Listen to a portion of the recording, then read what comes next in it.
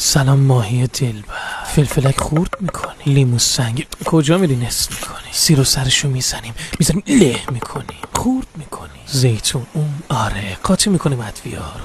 لیمو میچلونیم توش هم میزنیم، ماهی رو میخوابونیم روش این ور و اون ورش میکنیم، گلبرگ گلم گل توی باغچه، سنگ قبر مسئول بیارزه، یه مشتی جبلک، سنگ قبر رو با جبلک میشوریم، میذاریمش رو آتیش، چوب میکنیم توش، کدو خورشتی سرشو میزنیم لاشو وا میکنیم، پوستشو میکنیم، کدو رو نازک و بهبهی در میاریم، خلالی میریزیم تو ظرف، هویج دراز واه واه واه، بازم سر بازم لا، خورد میکنیم خلالی میکنیم رشته‌ای آره، روغن میزنیم چربش میکنیم و میریزیمش روش، حالا ادویه‌جات میریزیم قاطی میکنیم هم میزنیم میریزیم تو ظرف، حالا ظرف میذاریم قطره قطره آب جمع بشه، حرکت آکروباتیک پرتقال زارد، آبشو در میاریم نمیدونم چی اضافه میکنیم عسل هم میزنیم، دوباره روغن و لیز بازی، ماهی رو میخوابونیم روش، 3 ماهی روی تخته، خوب که سرخ شد سر و ته میکنیم تهشون نچسب، کره خوری اینا، حالا میریزیمش رو ماهی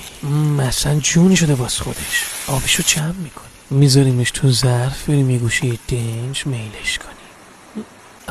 آره خوب میبینیم که مغز پخ شده، بیا تو هم بخور، حالا با اون آبی که جمع کردیم یه قاشق اسپرسو هم میزنیم رو آتیش، تو طبیعت حال میده فقط بخوری.